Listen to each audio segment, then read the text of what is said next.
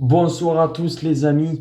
Alors on va débriefer ce match de malade mental entre le Sénégal et la Côte d'Ivoire qui a donné des frissons et qui a été magnifique à regarder.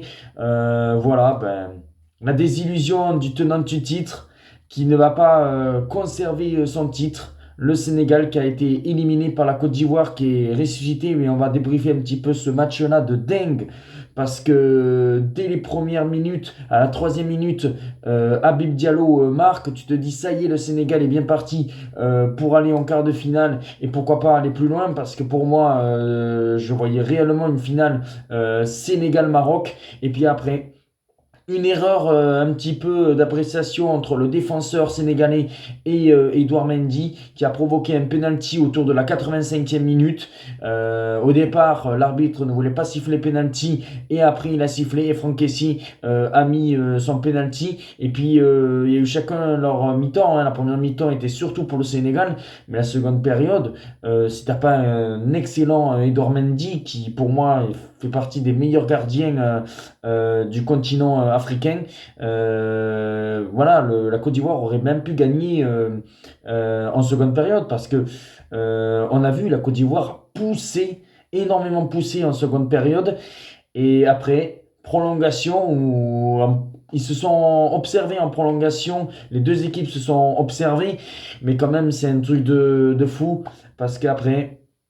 La seconde période de la prolongation, c'est parti des deux côtés. Il y a eu des actions de chaque côté. Il y a eu des ratés un petit peu côté de la Côte d'Ivoire et du Sénégal.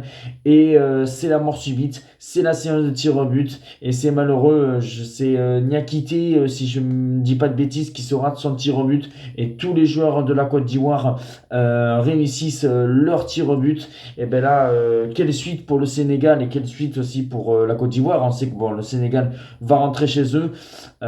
C'est dommage parce que pour moi le Sénégal c'était la meilleure équipe. On l'avait vu dans la phase de poule qu'ils avaient été énormissimes. Mais un grand bravo à la Côte d'Ivoire quand même parce qu'ils éliminent cette équipe du Sénégal.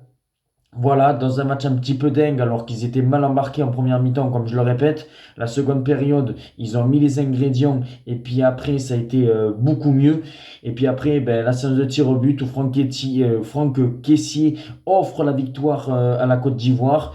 La Côte d'Ivoire, bon voilà, qui avait en plus changé de coach. En plus, la Côte d'Ivoire, est-ce que le miracle de Dieu, ça va être peut-être vraiment un miracle? Parce que rendez-vous compte que la Côte d'Ivoire avait gagné un seul match avec 3 points. La Côte d'Ivoire avait pris une déculottée 4-0 contre la Guinée équatoriale. Et c'est grâce au Maroc que la Côte d'Ivoire a pu faire partie des meilleurs troisièmes de cette Coupe d'Afrique des Nations.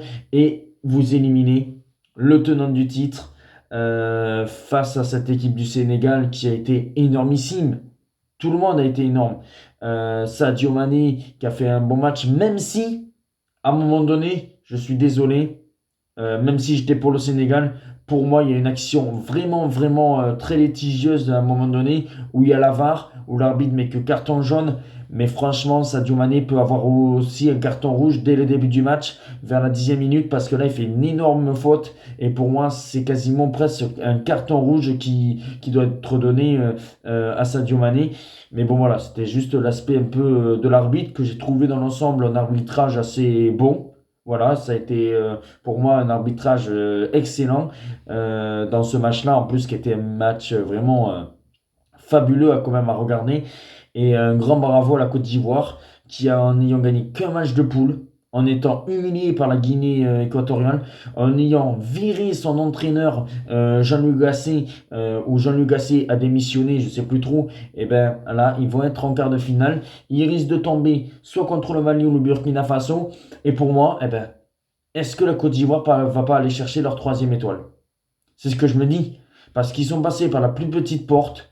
Et tu te dis, est-ce qu'il y aura l'étincelle pour que la Côte d'Ivoire aille au bout? Franchement, maintenant, je crois que la Côte d'Ivoire peut aller en finale.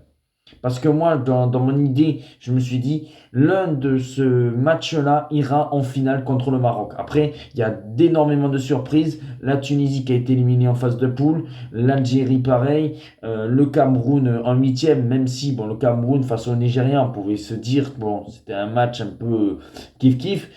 Mais là, franchement, je suis désolé, mais pour moi, je vois une finale Côte d'Ivoire-Maroc, hein. Pour moi, ça va être ça. Et je vais parler un petit peu d'un joueur qui m'a énormément choqué, qui a été monstrueux côté de la Côte d'Ivoire, c'est Seko Fofana. Seko Fofana, franchement, il a fait un match de malade mental. Et s'il veut plus être en Arabie Saoudite, ah ben, moi je veux bien qu'il signe à l'Olympique de Marseille, n'importe où, mais le match de Seko Fofana était énorme. Bon voilà, ben désolé pour tous les amis sénégalais. Certes, on aurait aimé que le Sénégal conserve son titre, mais bravo à la Côte d'Ivoire. Le miracle est encore là. C'est le miracle de Dieu. Est-ce que le miracle va aller jusqu'au bout pour la Côte d'Ivoire? Mais voilà, bravo. Je ne sais plus quoi dire, alors on va terminer la vidéo comme ça. Excellent. Parcours, je pense, pour la Côte d'Ivoire. Bravo à la Côte d'Ivoire. Félicitations. Un match vraiment magnifique. L'un des plus beaux huitièmes que j'ai pu suivre. Ciao les amis et bonne soirée.